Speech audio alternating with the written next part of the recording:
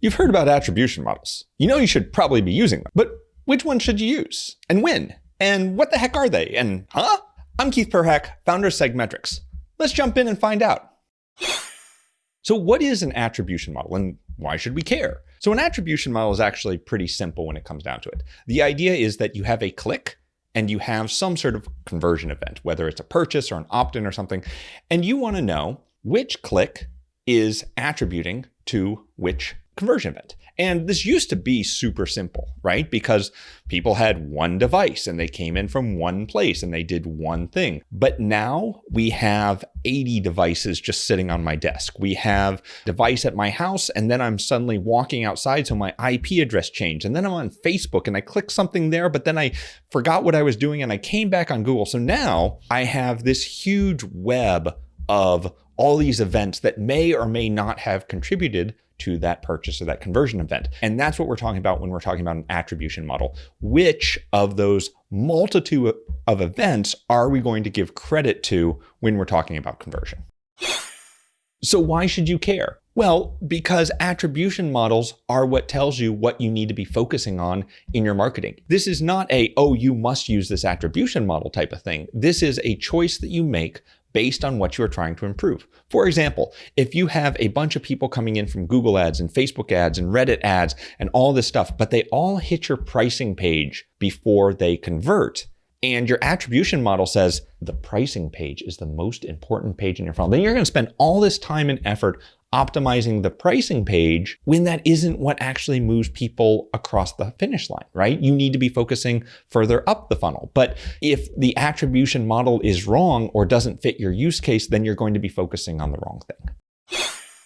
So there's a lot of mistakes that people make when they're thinking about attribution model. The biggest one is probably to use them all. That never works out. And probably the second biggest is multi-touch attribution, where you give everything these different varying amounts of value. It's fine, it's good in some use cases, but it's almost never what people actually are looking for. The main thing that you want to do with your attribution models is answer the question that you're asking. And if the biggest mistake I see people have is just thinking you can throw an attribution model, throw data at it, and get an answer. But the problem is you can't get an answer if you don't have a question. And the type of question that you're asking determines what type of attribution model you should use. So let me give you a very specific example. I want to know which of my emails are causing people to purchase. All right? That's a very specific question. What type of attribution model should I use for that? Should I use a first touch attribution model? No, because a first touch attribution model is telling me where people came from. It's an acquisition. But if I want to know which email is specifically causing a purchase, I want to see a last touch. I want to know the last thing they did before they purchased. Now, if I want to get more people in my funnel, I would use a first touch attribution model. And this is kind of the decision here, which is what are you trying to optimize? And based on that, what is the point in the journey that you are looking at that has the highest impact on that thing that you are trying to optimize? And that's how you decide which attribution model to use. Full funnel attribution is kind of the shotgun approach to attribution. And what this means is that in normal first touch or last touch attribution, or any of most attribution, one person falls into a single bucket. So in first touch attribution, we are looking at the first page that someone clicked on when they started that funnel, right? And they get in there once, and that is their click. That's the only thing we're doing. Same with last touch. We are looking at one single event. A full funnel attribution kind of spreads it out. And what we're doing is we're looking at unique events that each person has done. So if I came in from social, and then I came in from paid, and then I came in from email, I would show up one time in each of those. If I look at without those definitions, I'm one person. But if I'm looking at those three channels, I would show up in each one because each one has contributed to my conversion. And that's what we're looking at. We're understanding that people are not coming in from a single source, and we're trying to see overarching and through everything, what are the touch points that influence a conversion? And so at the end of the day, that's really what full funnel is all about. It's what is influencing a conversion, not what is causing the conversion. And that's very useful because, as we were talking about, people come in from lots of different devices and lots of different channels and lots of different things. And we look at lots of different pages and we want to know overarchingly, what is contributing to that sale or that conversion, not necessarily what is specifically causing it. What's first touch attribution and when should you use it? It's actually really easy. First touch attribution, like the name says, is where did people come from? And you want to use it when you want to know, spoiler alert, where people come from. And so when you are working on your acquisition, when you are working on getting new leads and new traffic to your site, then that's where you want to use your first touch attribution. What's last touch attribution and when should you use it? Just like the name says, last touch attribution is the last thing that people did before they purchased. And when would you use it? You would use it if you want to know what caused someone to purchase, what tipped them over the line, what was the last thing they did before they purchased. Now, there's a little asterisk I want to put on this, which is a lot of times the last touch is technically the shopping cart page or something like that. And you generally don't want to track that. So usually what people mean when they talk about last touch is it's the last touch that is non-direct. So it's the last touch from email. It's the last arrival on the website before they purchase. And that's what people are looking for when they're looking for last touch. Although there are some people like me who really want to get into that detail. It's like, what is the absolute last page that people got to before they converted? Generally, that's not what you're looking for. What about first engagement? Is that like first touch? Well, kinda. First engagement is actually really useful for a number of reasons. So first touch is the absolute first touch. It is the first thing that ever happened for that person. First engagement is interesting because it's the first touch within a time period or within your report. So if you are looking at only ads, or you are looking at only ads clicked within a certain date range or something like that, and you want to know, okay, in the last month, what was bringing people in? That would be your first engagement. And that's a great thing to have because it allows you to see when were the first touches coming in and what were they doing now, not necessarily 3 months ago, a year ago, or anything like that. And it's really good for kind of a spot in time understanding about where your leads and customers are coming from. Multi-touch attribution is a wonderful, glorious thing where you calculate out the value of every single click that could possibly happen. And you calculate out the value of each of those things. And then you divide people into those buckets. And you take a person and you chop it up. And you chop up the dollar value. And you give a quarter of a person here and a quarter. It's horrible. It's horrible. It's valuable if you have millions of people coming in and you need to see things across an entire ecosystem of advertising and ads and products and social and all this stuff. Truth of it is, most people don't need it because, as we like to say, what decision are you going to make from it? When you're chopping stuff up that much, that's when you go into your Google Ads and you see that you have 35.23 conversions.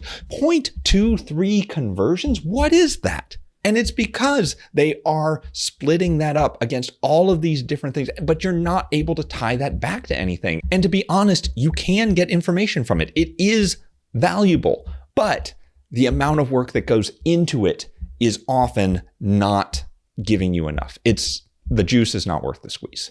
So what types of multi-touch attribution are there? Well, there's a couple. There is linear, where everything is flat across the board. And that's really closest to what we do when we're talking about full funnel attribution. So that's very close to that. There's also time decay, which means that either the first item is the most valuable and it goes down over time, or the reverse, where the most valuable click is the one that happened right before the purchase and everything goes down after that. And so you have this time decay. You have U-shaped, where the start and the end are the only thing that matter. And you have W-shaped, where the start and the end and some things in the middle, but not all the things in the middle, are what counts. And then you have calculations of percentage base, and it all goes out the window. The reason I don't like multi-touch attribution in most cases is because it is hard to answer a specific question from them. It is great information. I love more data, just pour it on me. But what is the question that you're going to answer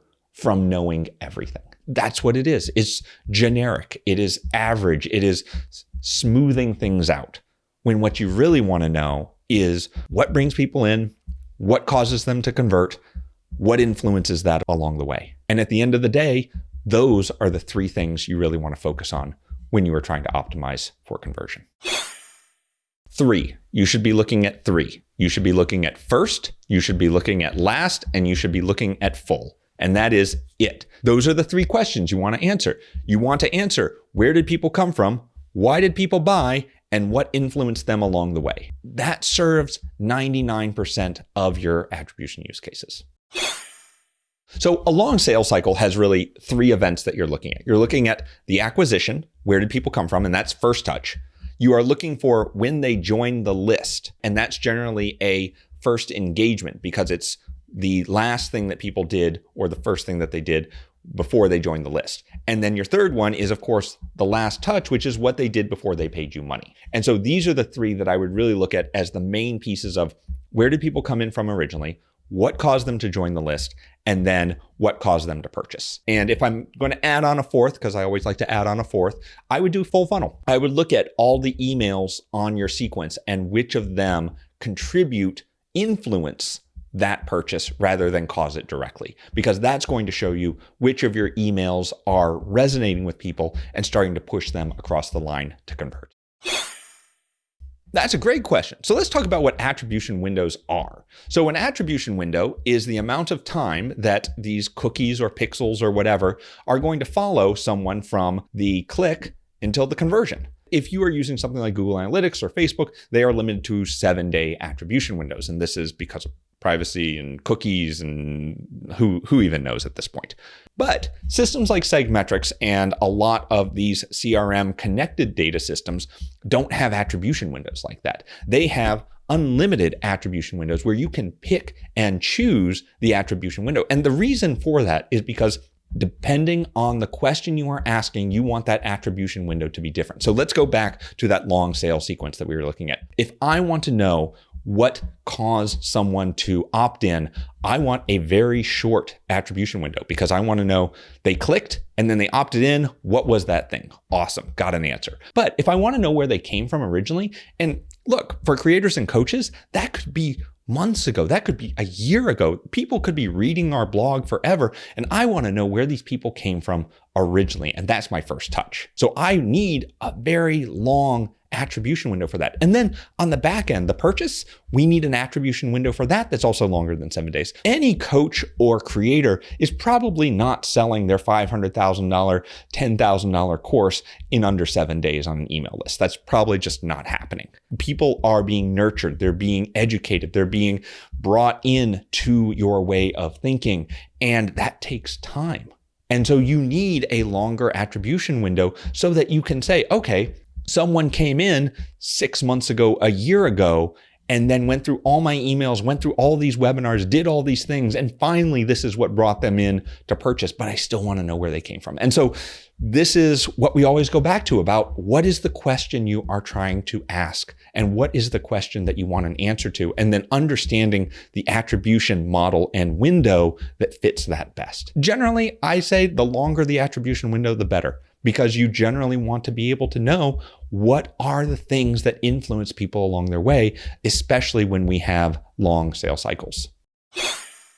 Data is data, and you can massage the data in any way that you want. The important thing is that you have the data that represents the question that you are asking. And I know I've hit this so many times in this video, but it's the number one thing I want you to take away from this, which is you have a question. To answer it, you have to have the right attribution model. You have to be asking the right question to get the right answer. If you're asking what caused my people to convert and you're looking at first touch, that's not going to answer the question.